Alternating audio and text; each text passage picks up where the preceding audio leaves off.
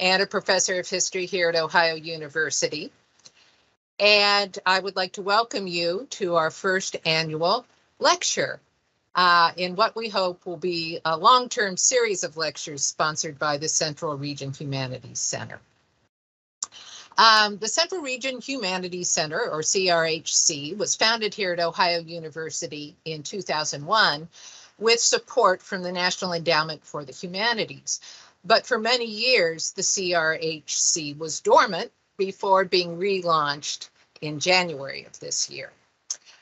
With input from an advisory board made up of Ohio University faculty and alumni, as well as representatives from several public humanities institutions in this region, we have been hard at work in this relaunch project that I like to call CRHC 2.0. We held our first advisory board meeting on January 14th. And since that time, we organized this lecture. We've begun work on a conference that will be sponsored by the CRHC in September of this year, September 9th and 10th. And the theme of that conference will be Black Life in the Ohio Valley. So we're busy organizing that special event, and I've already booked several fascinating speakers and panelists, so I hope some of you will join us for that event in the fall. And we have also awarded our first set of grants that will be given twice a year by the CRHC, and I wanted to give a little bit of publicity to our grant winners in this cycle. These are grants that are given to people doing research or experiential teaching projects here in Southeastern Ohio. Going in alphabetical order, our first recipient is Corey Crawford of Ohio University's Department of Classics and Religious Studies. And he was awarded a grant for a project entitled Remote Sensing at Paynes Crossing Cemetery and Farmsteads. Our second awardee was Mark Nevin of the Department of History for a project entitled Oral History Project on the 1970 Ohio University Student Strike. And then finally, Brian Shane, also of the Department of History here at OU, was awarded a grant for a project entitled Student-Led Diversity Tour of Ohio University in Athens. So we're extremely pleased with all that we've accomplished since January 14th, and we hope that CRHC 2.0 will go on for many years now.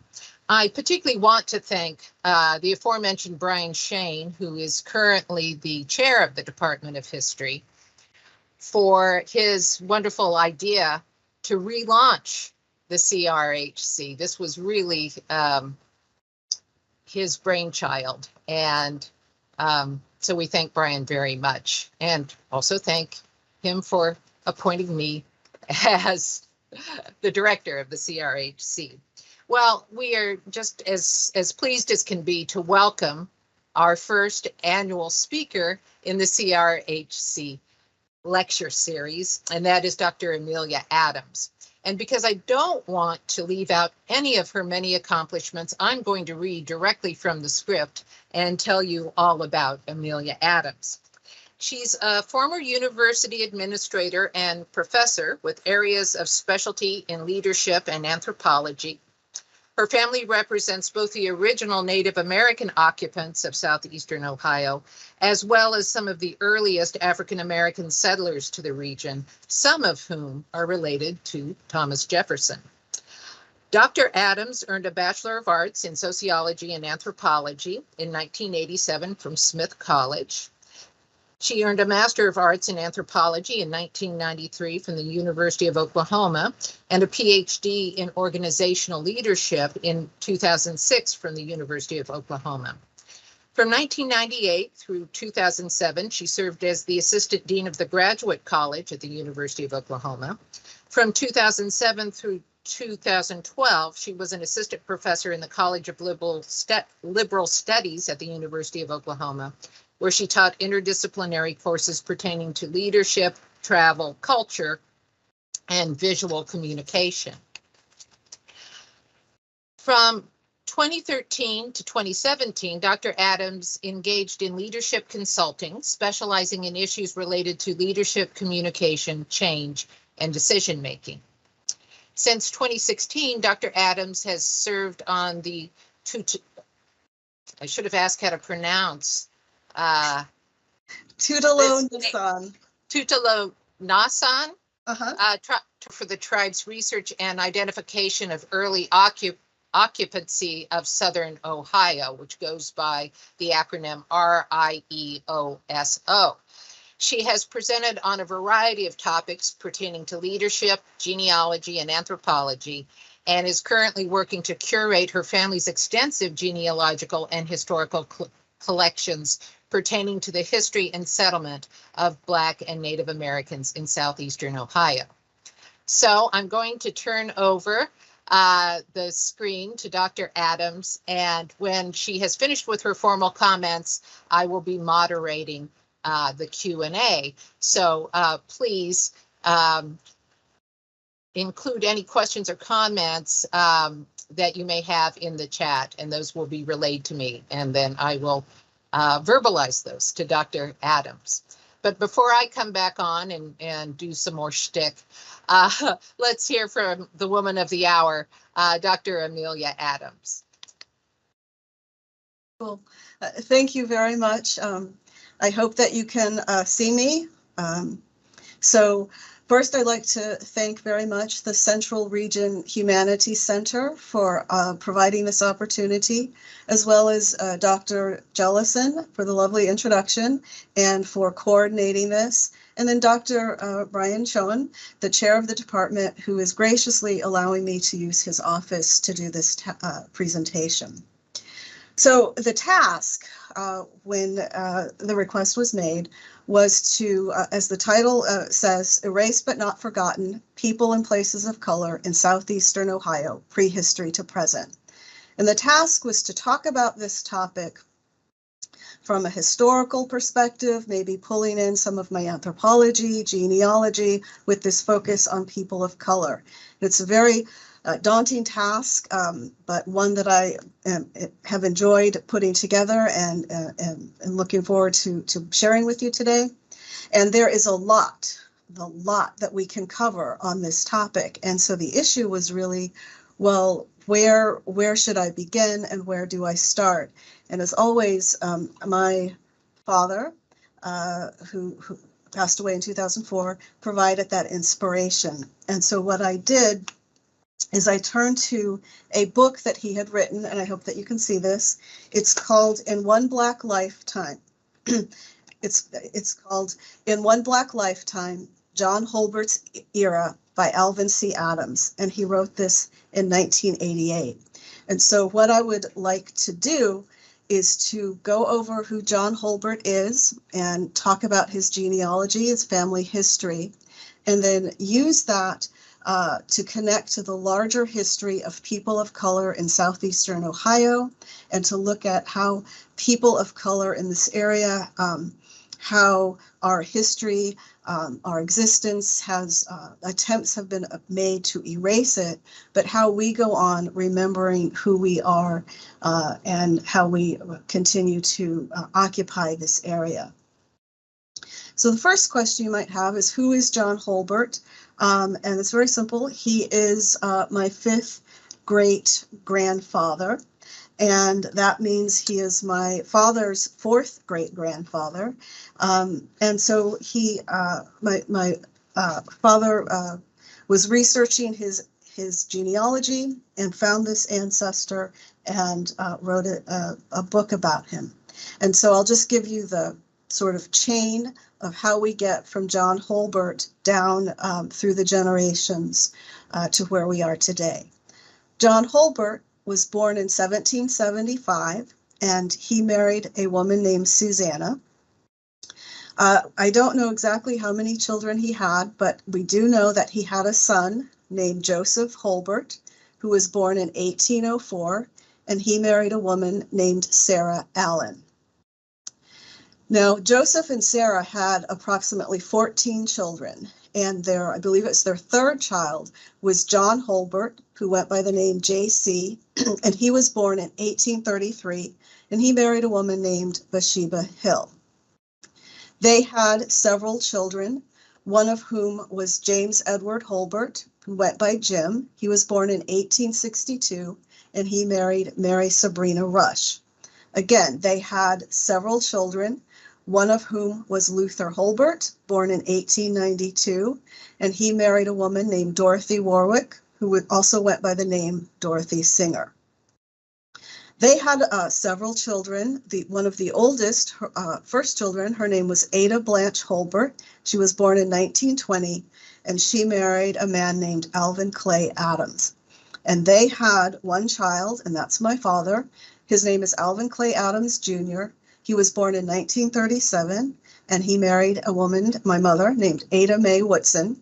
My parents had two children, my brother and myself, and I was born in 1965. And so this is approximately a 200-year sort of lineage of my ancestors. And I'd like to focus for a moment on my father, Alvin Clay Adams, Jr., who's sort of the inspiration for this talk. And if you are a student or member of the University of Oklahoma, you may have heard of Adams Hall, and this is a building named after him, Alvin Clay Adams, Jr. And the family is very honored because the students and the university community voted to name that building after him. He is a graduate of the University of Ohio University. Graduate of Ohio University School of Journalism. And one of his pastimes for most of his life was genealogy. And so he started, as most genealogists do, with the question, where am I from and who are my ancestors? And he started researching in the 70s and the 80s. And just so you have an understanding, this is before the internet, before cell phones, when research was done manually. You had to go to the location where the records were. They were not digitized, and physically look at them. And so based on where we lived at the time and what records he had access to, he began to study his family history. And in 1988, he put together this little booklet for the family because at the time, John Holbert was the oldest known family member that he had been able to locate. And just so you know, this brings back fond memories. This little booklet that he just sort of printed and stapled together was written on the very first Apple Macintosh back in the 80s. But at any rate, today we have many family members who are researching genealogy and history, and we can actually go back further in our lineage, and also broader. We know all the children and aunts and uncles and cousins. But at the time, my father wrote this, and I'd like to just read a little passage from it, because when you're doing genealogy, you're looking up names and dates and places. And the thing is to bring this to life, as in, who is this person? Why are they doing what they're doing? Who were they? And so he wrote, John Holbert is my mother's great-great-great-grandfather. He is the earliest ancestor on the Holbert side of the family for whom I have records.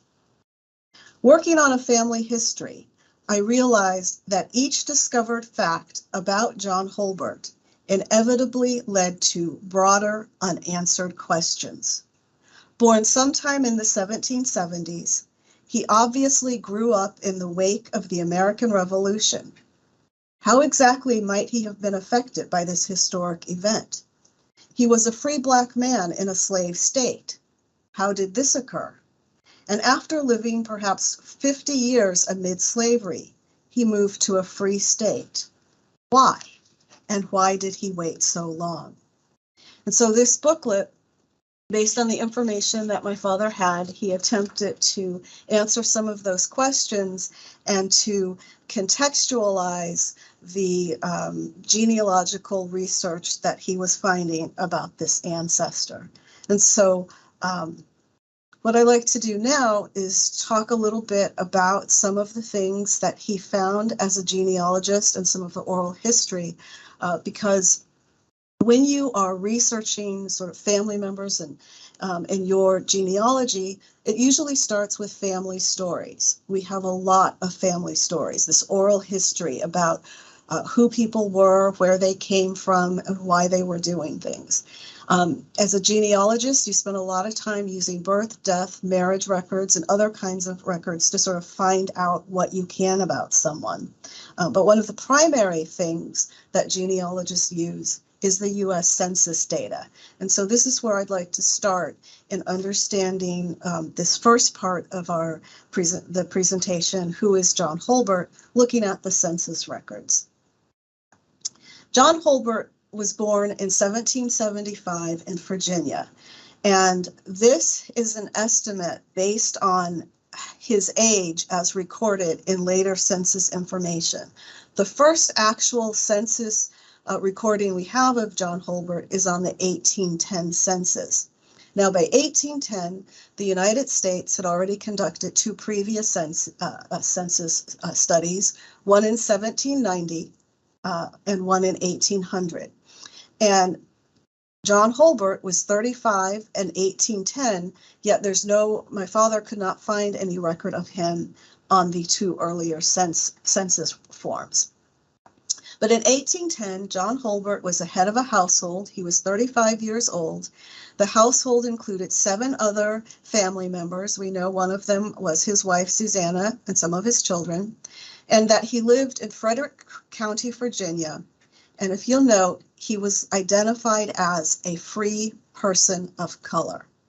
And I'd like to pause here for a moment and talk a little bit about the census and what it was recording in 1810. It only recorded the name for the head of household, did not record the names of the other people in the household. But then it did identify where they lived, as the county, the state, and it included this, what we today would call a racial classification, sort of, because it categorized people, and there were only 3 options. You were either a slave, you were a free white, or you were a free person of color. And this is very important to think about because in 1810, there are still Native Americans who are living in the area. How are they classified? What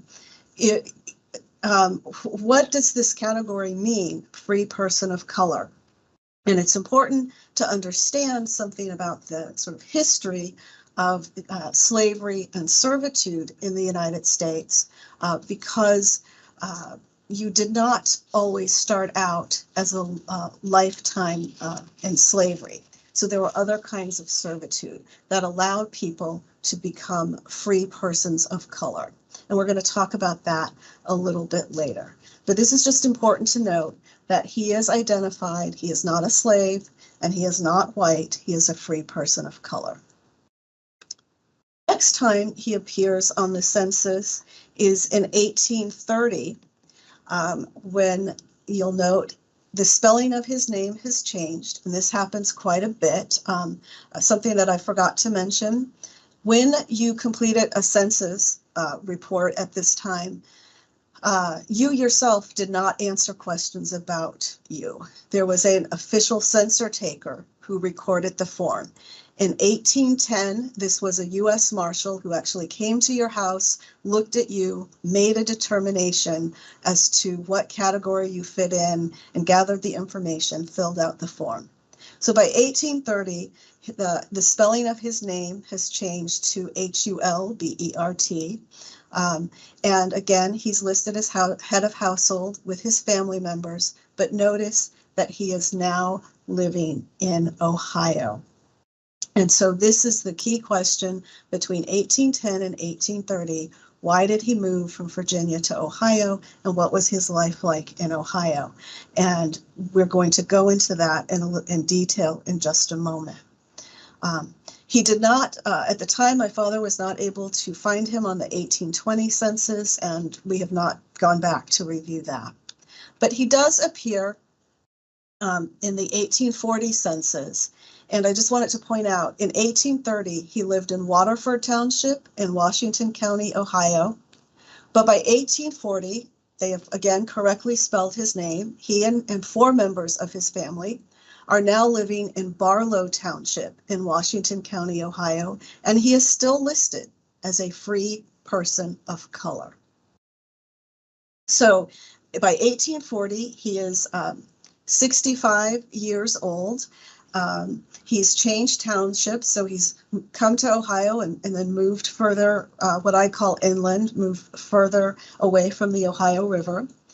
The other information that the family knows based on their genealogical research is that by 1840, the census also shows that Joseph Holbert and his family are also living in Barlow Township in Ohio. And if you'll remember, Joseph Holbert is his son. So his son, who was originally born in Virginia, sometime between 1830 and 1840, has also moved to Ohio and brought his family. John Holbert again shows up on the 1850 census. He is 75 years old. And the thing about the 1850 census, which is really quite wonderful, is that this is the first census where detailed information is collected about every individual in the household. So for example, the 1850 census records the name of every individual, their place of birth, their race, their occupation, and the value of real estate that they may have owned.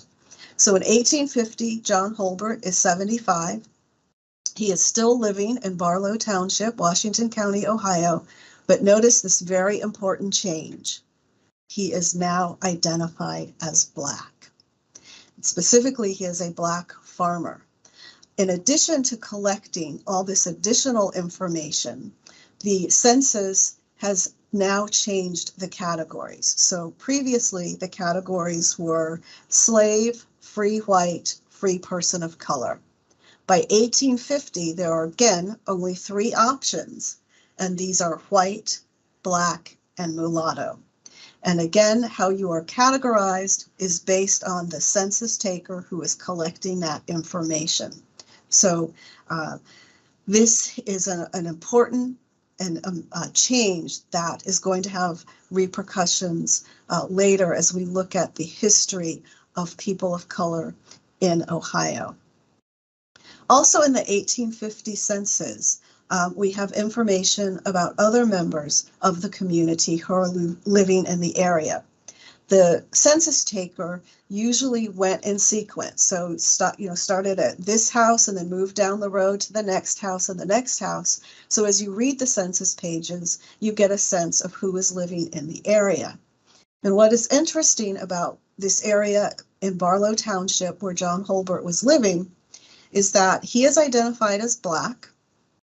The next household down the road is a family that is also identified as Black. The house after that is a family that is identified as white. And then the next 5 houses down the road after that are families that are either identified as Black or mulatto. And one of those houses includes, once again, John's son, Joseph Holbert, Joseph Holbert's wife, and the 9 of his children who had been born by that time. And I'd like to take a moment and just tell you, because again, we have family members who have spent a lot of time looking at this information, the names of some of the other family members who were living either on that road or in this township, or actually in Washington County in this area of Barlow Township. So as we were discussing, we have John Holbert, who is identified as Black. We have Joseph Holbert, his son, who's also identified as Black. There is a Benjamin Barnett and his family, and then the family of Henry Honesty. They are both identified as Black. We also have the family of Joseph Hill, who's identified as Black. And this is where it starts to get interesting. We have the family of Richard Harris, all in one household. Some of those family members are listed as Black. Some of them are listed as mulatto. Other families in the area, the family of Bezell Norman, the family of Henry Dalton, John Tate, Elias Croston, C. Norman, Thomas Kennedy, George Mayle, William Tate, Newman Tate. These are all families in the area who are listed as mulatto.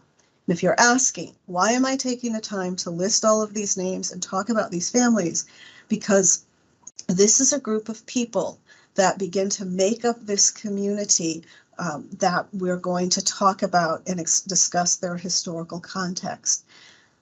It's also interesting to note that as you look at how people are classified on this road, most of them are related to each other. They are the same family, John Holbert and his son. Some of these other individuals are also related to the family.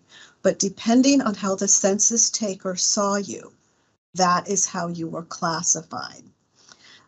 This is fascinating as an anthropologist because I just have to throw this in here. This whole concept of race is a social construct that does not actually exist, but it has very real repercussions in the way that we use it and the way we identify people. And this is going to come up here and as we continue on with the history on what happens based on how people have been identified. The other thing that I'd like to point out is that just as we see John Holbert moving into Ohio from Virginia, so are all of these other families. And as we trace all of these families, their genealogy, their lineage back, we see that all of these people are moving from Virginia, an area that will eventually become West Virginia, into Ohio, which means they knew each other, and they possibly knew each other. We know that there are kinship connections, so they're coming from one place to another place and remaining as a community. Last time John Holbert appears on the census is in 1860, and at this time it is just John Holbert and his wife Susanna. They are still living in Barlow Township. They are still identified as Black. Their ages, John Holbert's age at this point should be 85 because it's 10 years later, but for some reason his age is listed as 89, and actually Susanna as well. They have both aged 14 years in the last 10 years. I'm not sure if political upheaval, civil war disrupted the census or what happened, but there's a discrepancy in the aging. But the interesting thing here is to note that it's just the two of them. They're quite elderly, and as you review the census data for the surrounding houses, the surrounding community, many of them are now listed as unoccupied. And as we trace what happened to those people, we know that they moved on to Canada, including John's son, Joseph Holbert. He took his entire family, and you see this large mass migration of people of color who are moving to Canada. In 1863, John Holbert does die and his property is sold. And given that most of his family, his children, grandchildren, etc., had moved to Canada, we're not sure that he ever saw them again. When his estate was sold, it's unclear if the family who was in Canada knew about it because it was sold out of the family, the lands. So let's take a moment and look then at the historical context to, instead of just looking at this one individual, to go back to this question of who is he? How does he fit into history? And why is he making some of the decisions he's making? How does the surrounding political, social environment affect what is happening? And not just to John Holbert, but again, we're now broadening this out to this larger community, these free persons of color who become Black, who become mulatto, who are moving individually, but staying together from one region to another. So let's look at the historical context of Ohio and to understand why they moved to Ohio and what their experience is like once they're here. So if we break down sort of the history of Ohio sort of chronologically, we can start with the pioneer period, 1788 to 1802. And just so you know, if John Holbert was born in 1775, then by 1788, he would be 13 years old, and by 1802, he would be 27. So this is spanning sort of this growing youth for that period in his life. But as it pertains to Ohio, by 1787, the United States has won the American Revolution, and they are creating states and territories, and in particular in 1787, they passed the Northwest Ordinance, which basically takes this huge chunk of land that is going to eventually include the states of Ohio, Indiana, Illinois, Michigan, and I believe Wisconsin, sets it aside as an area for settlement for new settlers, and lays out the guidelines on how these areas can become new states in the Union. It is laid out in the ordinance that this is a free territory, which means you cannot have slaves or engage in slavery. In 1788, the first official settlers, because as always, there are always people who are already here, Europeans who are already here, but the first official settlers arrive at the mouth of the Ohio River at the point that today we identify as Marietta. And when they arrive, one of the things that they encounter on the joining of these two rivers is a very large mound complex. And it encompasses several acres, and it has a walled mound around it with openings so that you can enter this walled area. And inside this area, there are several large mounds of different sizes, round conical mounds. And this was something that was built by the Native American population that lived in this area. And the title of the talk says Prehistory to Present, but for the sake of time, some parts of this have been shortened and we'll have to save them for another time. But when you look at the history of Ohio, this area called Ohio, there are Native American populations that are indigenous to southeastern Ohio, and actually the area that they occupied spanned from southeastern Ohio across the Ohio River into what is now West Virginia and across through the Appalachian Mountains. And this group of Native Americans primarily living in the Appalachian Mountains, and they built these mound structures. We know that they were here because in 1774, as part of the American Revolution, Lord Dunsmore comes up the Hocking River here in Ohio, and he is fighting Native Americans who are living in this area. Likewise, when the first settlers arrive in Marietta, the government has already built a fort to protect them because they are concerned about the Native American population in the area. So we know that Native Americans are here as we focus on people of color, and that they are here during this time of settlement and growth. Now, one of the things that does happen, I'd like to focus for a moment on this idea of erasure and how people of color are erased. If you go to Marietta today, there is only one remnant left of this huge mound structure, and that is the tallest mound that was the center of the complex, and the population, the settlers of Marietta, have used the area around it as a cemetery. So in the middle of this cemetery is the one mound that is left, but the rest of the site eventually became the town of Marietta, and it was the mounds were leveled and houses and other structures were built.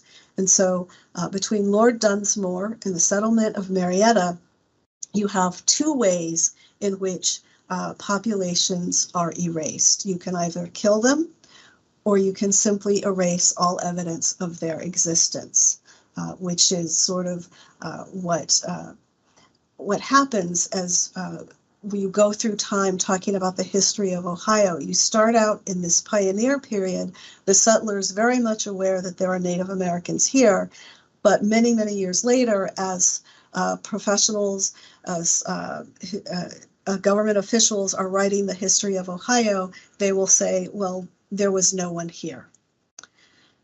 At any rate, back to the pioneer period.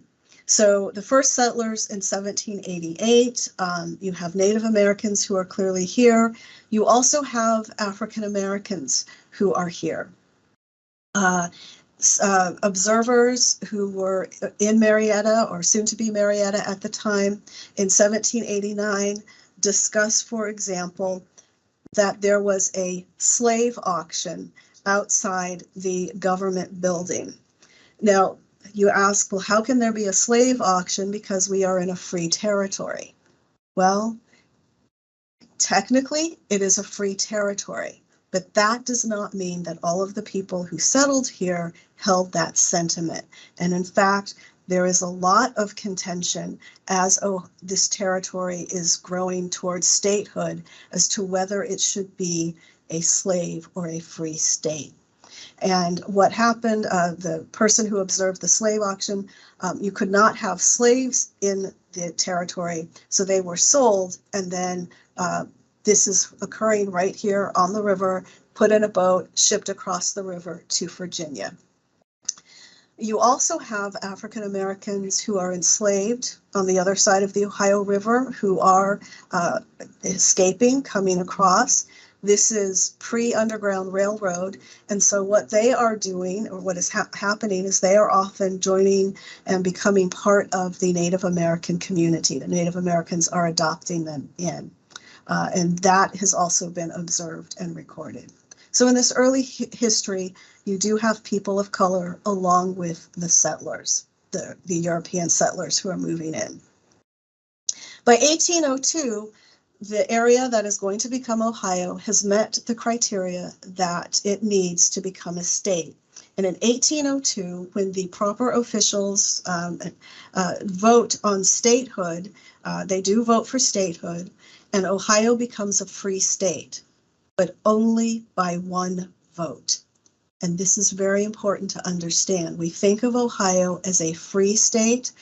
I think of it as a divided state, because while legally it passed the vote and became a free state, sentiment on people of color, on slavery, on how Native Americans, African Americans were viewed is divided.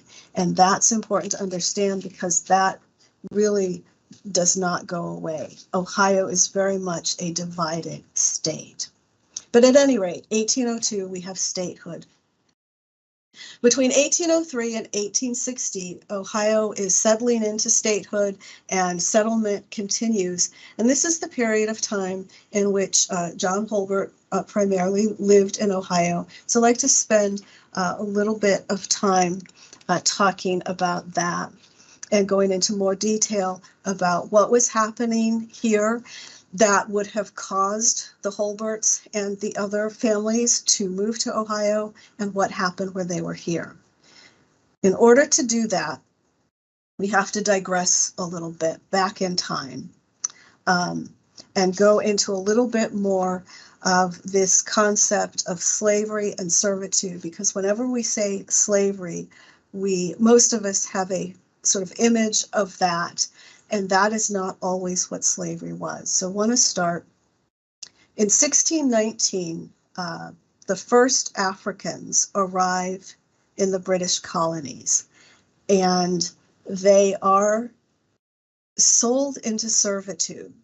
But what is happening in 1619 is the colonies do not have slavery like they will as we get closer to the 1800s.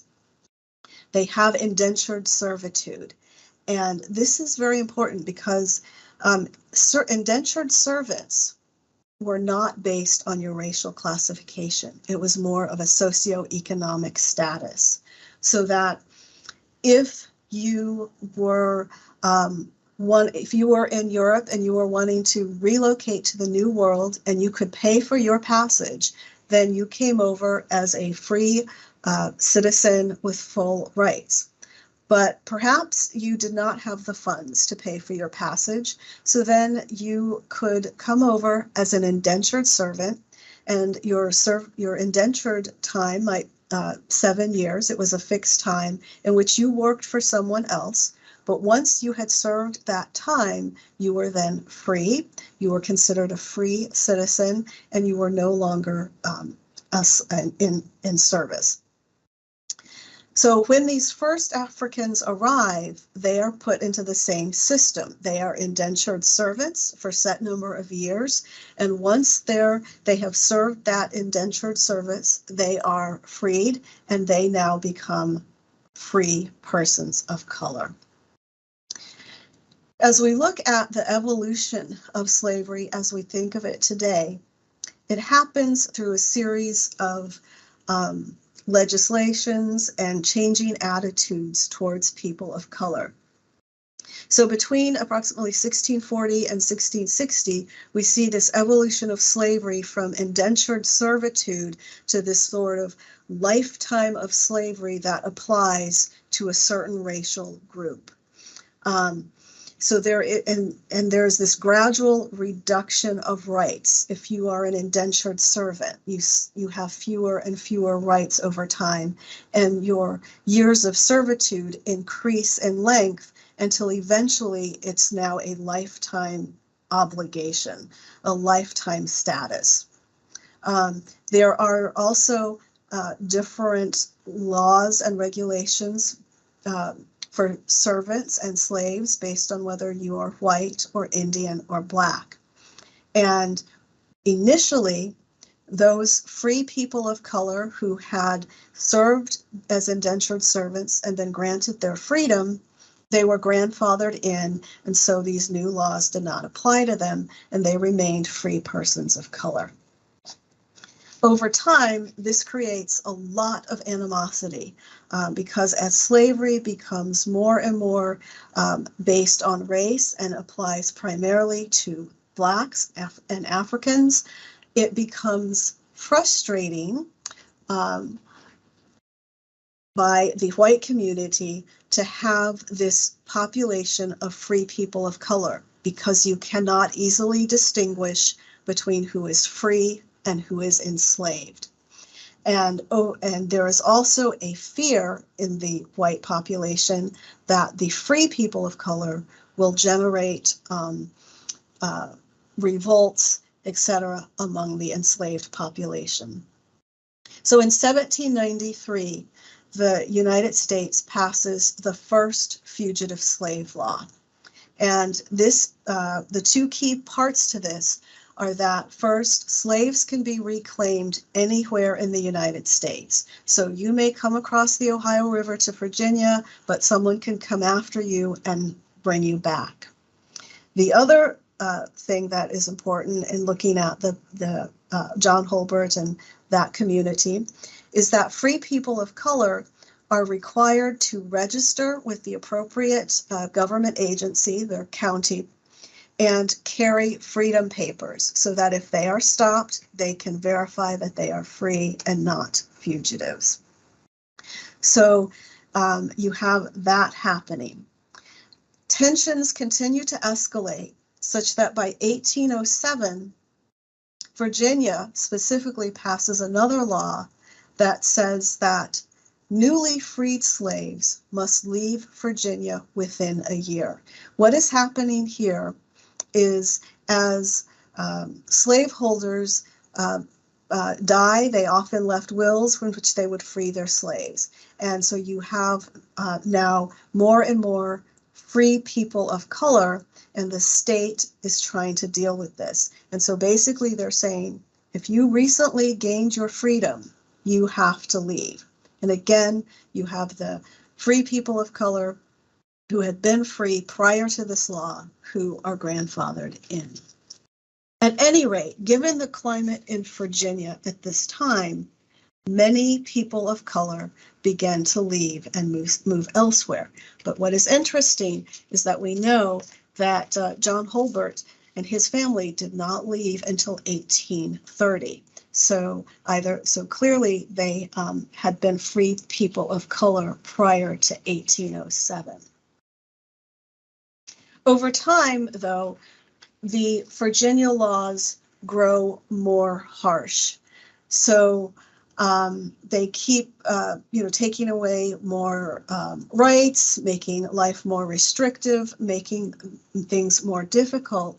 Until 1831, they pass a new law that basically says free people of color, whether you were freed generations ago or just recently, free people of color in Virginia after April 7th, 1831, must leave the state or return to slavery or become enslaved. So and that is passed in 1831. So given sort of the climate that is going on in Virginia, it's easy to understand why John Holbert and these other families would suddenly start thinking about leaving Virginia and moving to other places. And so you do see this. This is the start of the migration of people of color out of Virginia. They go to many places, but the group we're looking at goes to Southeastern Ohio. And this sounds like it should just be an easy trip. You are, come to the Ohio River, get on a boat, come across, and you're in Ohio. And you are now free of all of these restrictive Virginia laws. Not the case. You now have the restrictive laws that Ohio has placed. So Ohio statehood in 1802, to return here to Southeastern Ohio. Some of the first laws that the state passes in 1804 and they updated in 1807 pertain to the entry of people of color into the state of Ohio. And so basically, if you plan to move into Ohio and remain here and you're a person of color, there are 3 things that you have to do within 20 days of your arrival. First, you have to register with the county clerk and pay an entrance fee of 12.5 cents per person. Very reasonable given the state of currency at the time. 12.5 cents, not too bad. Second, you have to bring your certificate of freedom papers so that the state can verify that you are indeed free and not an escaping slave. It's the third thing that is really over the top. If you plan to stay here, you have to post a $500 bond. $500 in 1804 is enormous. You have to post a $500 bond, and that bond has to be signed by 2 white males of the state of Ohio who are going to vouch for you. So we know that John Holbert brought his family here sometime prior to 1830. We know that he would have had to meet these criteria. We don't have the documentation to show how he did that. So either he met that criteria or somehow slipped under the radar. I don't know. But we do have information about another family that came and how they dealt with this. And this is the Peter Barnett family. In 1835, Peter Barnett brought his family out of Virginia into Washington. And when he arrived, he had to meet those 3 criteria. He did not have the $500 bond. And so there were some, the white men who signed on the bond for him, loaned him the money to pay the $500 bond. He ended up, he and his family ended up staying with the Holberts, who were already situated here in Washington County. And then Peter Barnett borrowed additional money to buy land. It took 40 years, but by 1875, the Barnetts had paid back their bond, loan and their land loan, and they owned a lot of land here in Washington, or down in Washington County. And if you've ever been there, and there's a ridge called Barnett Ridge, and that is after his family, because he owned most of that land there. So the question is, why did they come into this area? And also, is this happening in other places? And it is. And I would say first, they came to this area because, as I said before, there are other people here that they knew. There are other people who are like them. While Ohio is not as restrictive as what is happening in Virginia, the sentiment, as I said, is divided. So you're finding, like the Barnetts are finding the Holberts, places where they can stay, purchase land, and remain together as a community. This is also happening in other parts of southeastern Ohio. For example, in Gallia County, you find a similar migration pattern where families and communities who are related to each other and living near each other in West Virginia are taking a different migration track and coming up and settling in Gallia County in that area. So this is not just one family, it's not just one area, it is happening across southeastern Ohio as people of color are trying to move away from these restrictive living situations. And so if you are a free person of color, if you have the resources, this is one way that you can do it. You pay your fine, you buy land, and you start a new life. During this time, in the 1840s, 1850s, you see the development also of the Underground Railroad. So if you are still enslaved in Virginia, another route out is to escape, come across the river. There are stations all along the Ohio coast, and start moving along the Underground Railroad towards the north, towards Canada, and towards a greater freedom. We do know that by the time John Holbert buys his land, he's in Barlow Township, and we know that places like Barlow and Bartlett, Cutler, Vincent, these were all stops on the Underground Railroad. So it's not too much to imagine that John and the Holberts and others were involved in the Underground Railroad. Two other things that are happening that are significant in the further migration patterns of this community. In 1835, the United States, under President Andrew Jackson, institutes the Indian Removal Act. And you know this, the Trail of Tears, where all of these Southern Native American groups are moved westward. It takes several years. And while in 1835, there's no Facebook, there's no Twitter, there's no social media, there is still communication. People are very much aware of what is going on. And so you have in southeastern Ohio, communities like that of John Holbert, the Barnetts, and these other families, the Males, the Tates, etc., that I mentioned, that have a strong Native American component. They are Native American. And they are looking at what is happening to other Native American populations. And so by 1840, or if you remember, that is when the classification changed from free person of color to Black or mulatto. This is possibly had some positive benefits because, as one of the descendants of Peter Barnett wrote, it would be at this time better to be Black than to be an Indian, because if you're Black, you can stay where you are. If you are an Indian, there is the fear that you will also be removed out of what you consider your home.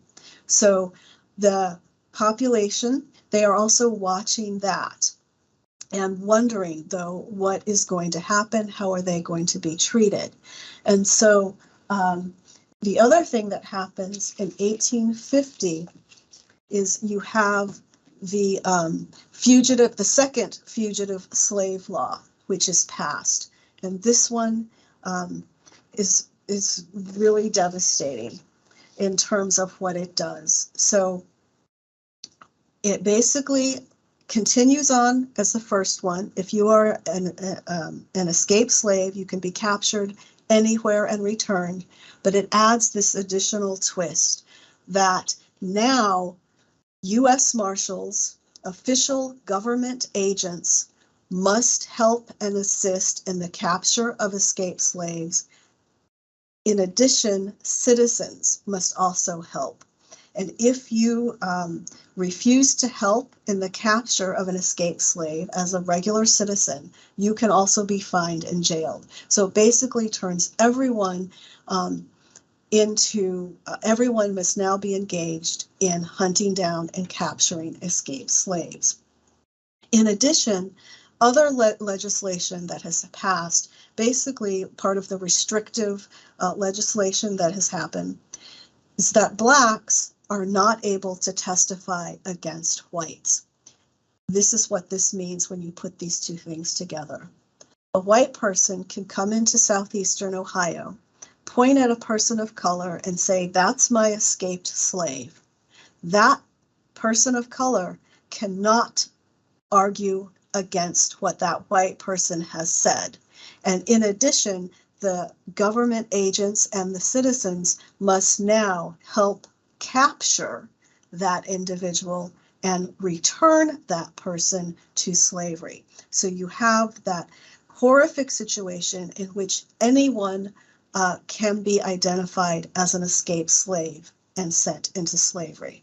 And so what you see now in Southeastern Ohio in this community that I've been describing, they're looking at Indian removals, plus now anyone can come in and say that we are a slave and send us back to Virginia.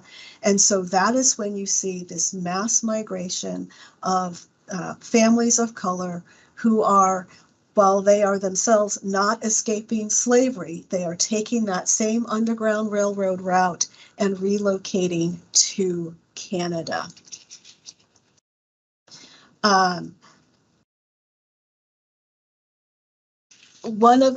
In terms of the Holbert family, as I said, Joseph Holbert took his family and went to Canada, whereas John Holbert, his wife Susanna, being elderly, they stayed behind. But all around them, the families are leaving. This leads to the Civil War, 1861 to 1865. Two significant things here. West Virginia becomes an official state in 1863, and so this area that I've been talking about where these families came from, it is now considered West Virginia. And many of the people of color, the men of color who have settled here in Southeastern Ohio, they joined the Union Army to fight to end slavery. In addition, many of the men who had gone to Canada, they actually come back into the United States to join the Union Army and also fight.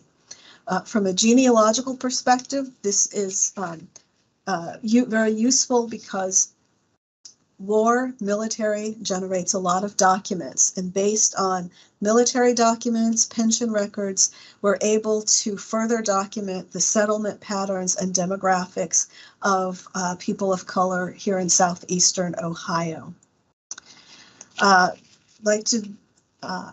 So that sort of answers what my father's initial question was. Why did he come here? What was his experience like? And what happened? And so he came possibly to flee these restrictive living arrangements, and then found a home, but was forced out further on as well. Very quickly, between 1866 and 1899, once the Civil War is over and there are no more slave states, what we see as we look at the demographics in the population that has settled here in this Washington County area is that people are now traveling freely between Ohio and West Virginia. They're going back to visit the relatives that they left behind when they moved to Ohio. They're going back to West Virginia to marry and then moving to Ohio. They're coming to Ohio and going to West Virginia. So there's a lot of movement back and forth, but this movement always stays within the same family. So some of those family names that I mentioned before, it's still the same community, and you can see where they inhabit this area between Southeastern Ohio and Western West Virginia. They are also adding to the community marginalized European immigrants who are new to the area. The occupations, so John Holbert was a farmer, but now we see the main occupations, coal miner or working on building railroads. And so this is also bringing in a lot of European immigrants who settle in the area, who marry into this family, this group. The 20th century, 1900 to 1950, you see a lot of the repercussions of those racial classifications of 1850. Families that were classified as white are able to pursue a very different path and lifestyle than those families who were classified as black and mulatto. And this happens quite frequently. Same parents, some of the children are white, some are black, some are mulatto, and they end up on very different paths. That over time they become separated and no longer remember each other. There are also different economic paths, and also you can see the demographics are following the geopolitical boundaries. So as Ohio is becoming entrenched and solidified as a state, as West Virginia is becoming solidified as a state, over time, the travel back and forth becomes less and less because people now have obligations and are focused on what is happening in their state as they become part of the larger community. In addition, you also have geopolitical boundaries having to do with county divisions. So Washington County, where this group has settled, actually gets split up, and some of Washington County becomes Athens County, some of it becomes part of Morgan County, and this group happens to live right in the middle of those boundaries. So now a group that had been in one place, some of them are now in Washington County and having to respond and deal with the county seat there. Some are in Athens County and are looking towards Athens. Some are in Morgan County and looking that way. So geopolitical divisions create a further division in the community. Between 1951 and 1959, however, 1999, this is a time when most family members become interested in genealogy. They're trying to record these oral histories, family stories, and sort of reclaim their history and reconnect. And what is significant here is in this larger geographic region that now encompasses Morgan, Washington, and Athens County, in the town of Kilver that we call Tablertown, a family donates land for a community center, and within that community center, a group called the Native American Indian Cultural Center they establish a branch. And they do this because they know that this population that we have been describing is of Native American ancestry. And by 1981, they're estimating that there are approximately 1,500 Native Americans who live in that area, and they are all descendants of these families that I have named, as well as some additional families. The 21st century, 2000 to present, we continue, those of us who are here today, we continue to revitalize our communities, to remember who we are, and to tell our story, just as I have had this opportunity to do today. And so in conclusion, I'd like to say that first, we are still here in spite of however the country has tried to erase us, we are still here. We know who we are, and there is so much to know and to share. And I am delighted and very appreciative to have had this time with you. And I am looking forward to the conference that Dr. Jellison mentioned as we look at other aspects of people of color in Southeastern Ohio. And so at this time, Dr. Jellison, if there are questions, I would love to deal with that. Thank you very much. I loved your presentation, and I hope that some of my students from the Ohio History course and the Native American History course are able to either tune in today or view the recording on YouTube at a later time. Just to let folks know who have been watching us live that a recording will be available of this afternoon's presentation on Ohio University's YouTube channel. So if you have friends who were not able to be here this afternoon and view this presentation in real time, there will be other opportunities. While we're waiting for some questions, I have several burning questions and also some comments. First of all, have you even begun to speculate why Holbert was not in that 1820 census, that he can never be found in that annual census when he's there 10 years earlier and 10 years later? I don't know that he's not there. Again, when my father was researching this, it was pre-internet, pre-ancestry.com. And so for whatever reason, his notation says he did not have access to those records and no one has gone back to look for him. So he very well could be there, but I just don't know. I think that one of the great contributions your talk this afternoon has put out there to the audience is the importance of the manuscript census records. And I just wanted to mention to those who don't know that the 1950 census is available for the first time now in 2022.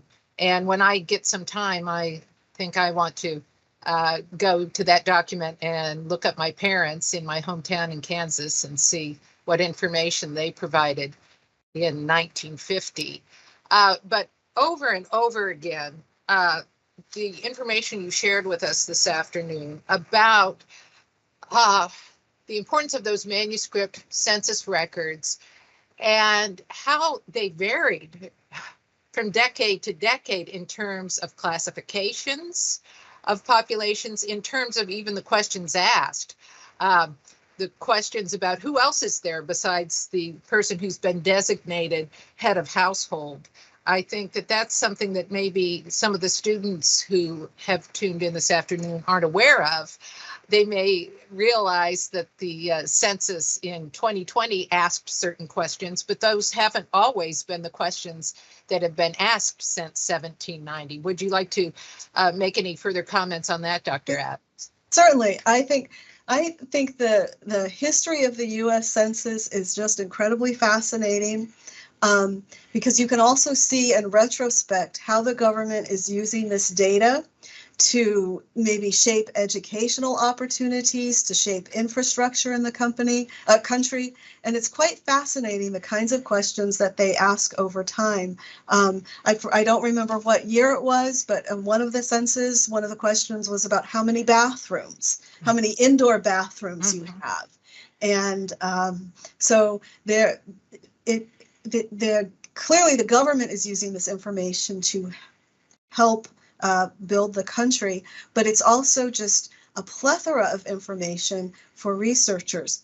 And I'd also like, when you mentioned looking at your family, for those who are interested in history, I think starting or including your genealogy, researching your family is quite fascinating, because wherever your family is, however you work in, your family is connecting to what we consider the larger history. And it's just incredible. It brings it to life. And you begin to it's not just some random thing happening. It's a mass migration because all of these people moved and there's a reason for it. So the census data, just fascinating. It's also interesting in recent times where you get to complete your own census, which was not always the case. And we are asking far fewer questions. And I know that genealogists are very disappointed by that. Yes, yes. I myself have done research in manuscript census records, and sometimes, these census officials that you were talking about who are asking the questions and reporting the information, sometimes they get off track, and I've noticed, and ask questions that maybe they shouldn't be asking. I had an incident in the 1880 census where this was a community in Iowa. There was a small Black community, but the majority of the people in this community, Springdale, were white. And in the 1870 census, in the 1890 census, any of the white women were just listed as housewives. But in 1880, the person who was asking the questions apparently took the women at their own words. And when they would describe themselves in a certain way, he would write that down as their occupation. And the woman I was actually doing research on was a member of the Women's Christian Temperance Union. And for her occupation, the census taker took her at her word and listed temperance, which was, of course, her voluntary occupation as an activist. But he took her at her word and recorded that. And that was just like a piece of gold for me to find. We do have some questions from our audience. Do you have suggestions for students who are beginning to learn about their family history and would like to research more? Oh, definitely. And I want to thank my parents for teaching me this so I can share it with you.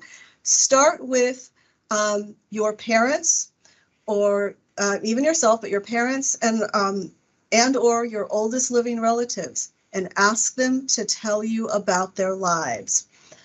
You can go online and you can find a very basic sort of kinship chart and the basic information. Where were they born? When were they born?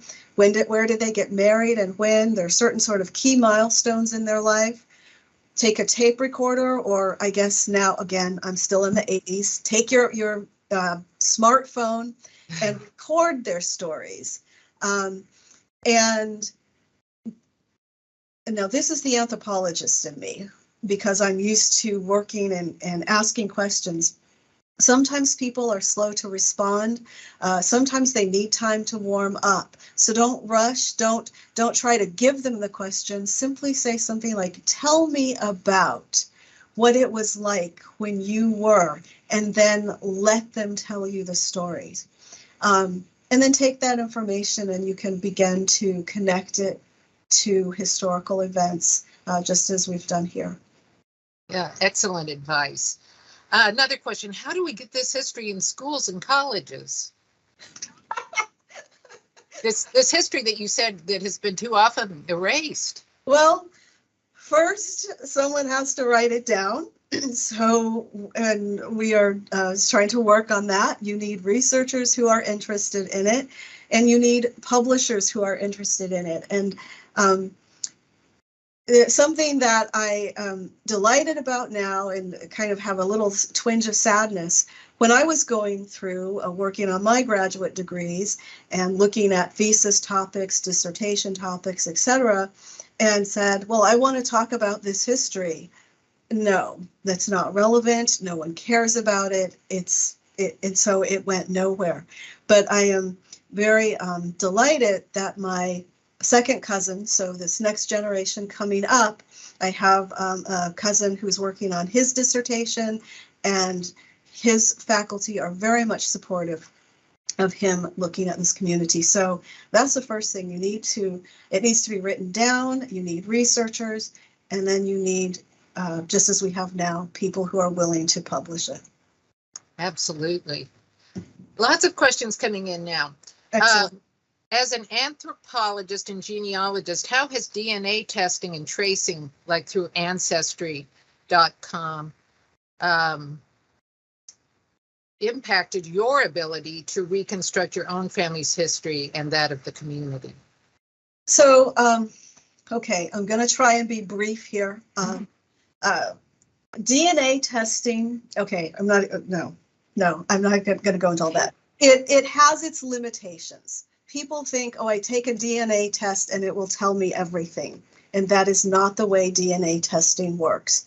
Now, there are some wonderful things that it can do. DNA testing can only link your DNA to other DNA that is in the database. And now, I mean, the Ancestry and all the companies that are collecting it, there are huge databases.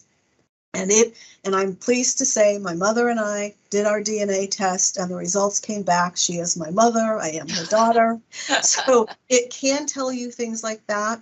If you have ever been adopted or somehow separated from your biological family, it can begin to show you possible connections. In terms of your origins, this is also questionable. I'm not going to, that's a whole separate issue that I won't, I could go on and we'll skip that. But who you are related to is both a biological and a cultural phenomenon.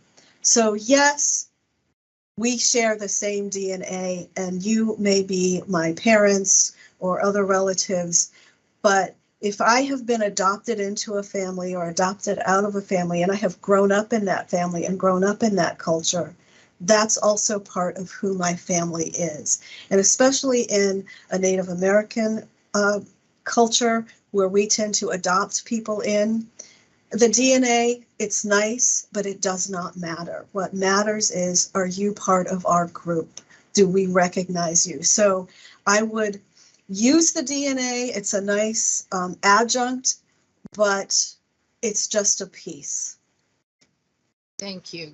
I was saying that I hope that some of my Ohio history and Native American history students are tuned in this afternoon or will watch the recording, but also my students in Women in American History before 1877 always read the so-called Captivity narrative of Mary Jemison, who was a white woman adopted by the Seneca of the Iroquois Confederacy, and she spent some time here on the Ohio River.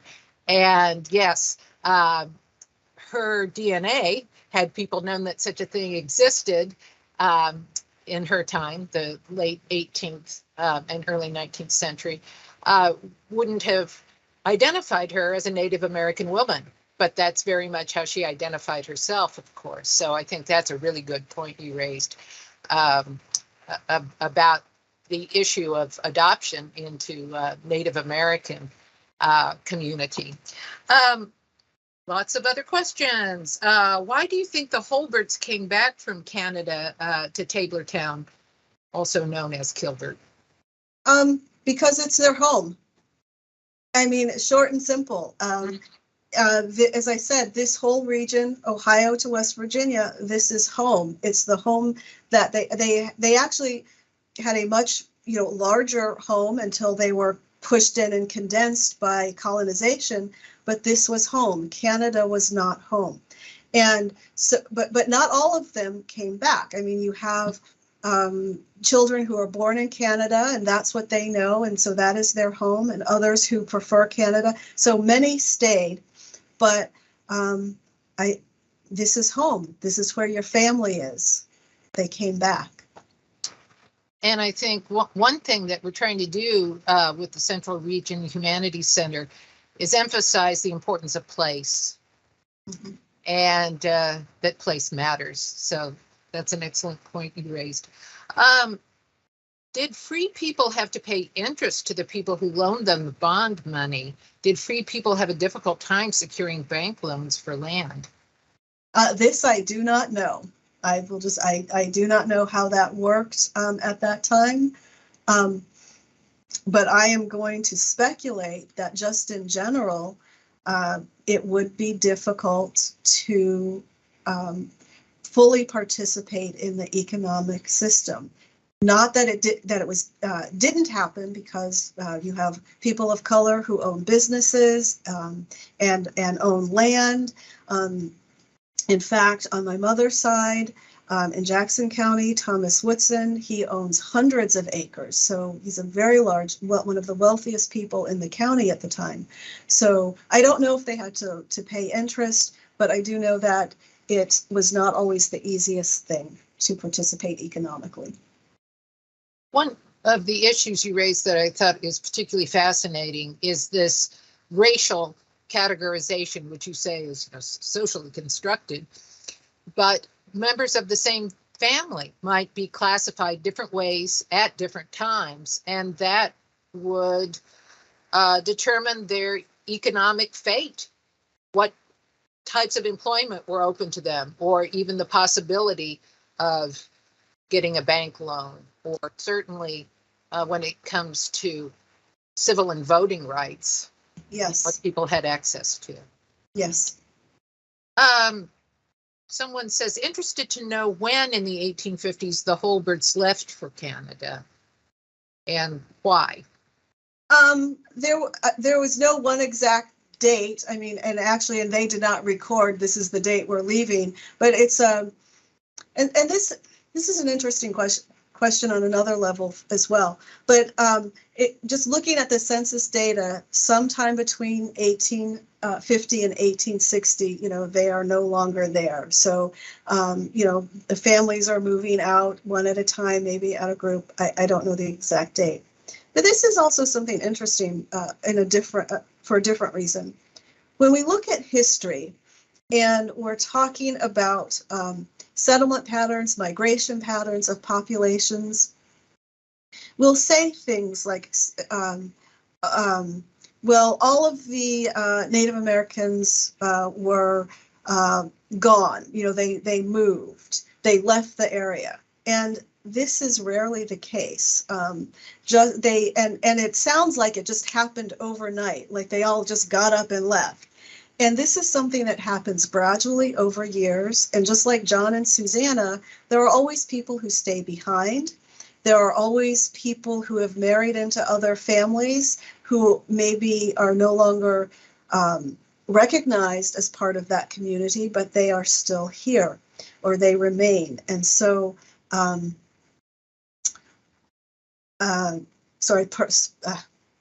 academic, sort of lost my train of thought. Mm-hmm. So the point being, though, that sometimes migrations happen very quickly. And to make this a little contemporaneous, the Russian and Ukraine war, there is suddenly a war, and in a matter of weeks, millions of people have relocated. So sometimes that does happen, but sometimes, as in the case here, it's a gradual transition out. Mm-hmm. I don't have any other questions coming in, but I'll encourage people to still send some in. We're here live until 5:30. But of course, you know, Dr. Adams may be worn out and ready for a nap, so we could always end a little bit early. But one thing I think is that your talk has done this afternoon is laid excellent groundwork for the conference in September. And again, to plug the CRHC conference, it will be held here at Ohio University in Baker Center, September 9th and 10th. And among the folks who I've already secured their participation will be other historians and anthropologists and archaeologists, and also some people from the National Park Service. And speaking of the importance of place, do you want to talk at all about the People of Color Museum there at Tabortown, and also the Multicultural Genealogical Center? These are two important institutions that we have here in our area for further investigation about Black history and genealogy. Certainly. So most of the talk focused on Washington County, and then I also mentioned sort of a larger area. And I like to think of this area, the three key cities that sort of the hub of this area are Kilvert, Tablertown, and out in Athens County, Chester Hill, which is in Morgan County, and then Cutler, which is in Washington County. And there are actually three things, two of which you've mentioned, happening in all three of those areas. So in Tablertown, David Butcher has created the People of Color Museum, in which he has artifacts and documentation and sort of the history of other members of this community to whom we are also related. And also in Tablertown, he is working with the Kilvert Church of God. I did not mention that, but this was given by one of the families. And so we are trying to revitalize that church. And this is also something you see in the community, that all over this region, families, people of color families are leaving land for cemeteries, for churches, etc. So that's Kilvert. In Chester Hill, you have the Multicultural Genealogical Society, which was formed several decades ago. And their focus is to look at, again, this sort of tri-racial history of the people in the area. And I know that they were having monthly events, and of course, the last few years, COVID disrupted everything. But I believe they do have a website. So, and they also, I'll put a plug, they do this escape room situation in which it is simulating you are an enslaved person and you are trying to gain your freedom. And so that might be something that people are interested in doing, that type of escape. And then in Cutler, there is the Cutler Community Center, and this is the home base for the Tutelo Nissan Tribal Nation, and where we do a lot of our tribal activities. So, excellent. Thank you. And I apologize again for not checking the pronunciation. That's okay. Of that tribe before I introduced you. One final point, we have 4 minutes left in this broadcast. I really liked the way that you characterized Ohio as a divided state, not a free state. And I think that is certainly shown in the 19th century history of the state, and particularly over the years as the Constitution of the state was re-examined, and questions of whether Black men would be allowed to vote in the state, etc. You see that division going through so much of Ohio history. And I'm sure these are issues that various speakers will deal with at the conference in September. So thank you again, Dr. Amelia Adams. This was a wonderful first of what I hope will be many annual CRH. Excellent introduction to the history of Black life in this region. Thank you. Thank you very much. Thank you. Okay. Bye-bye. Bye.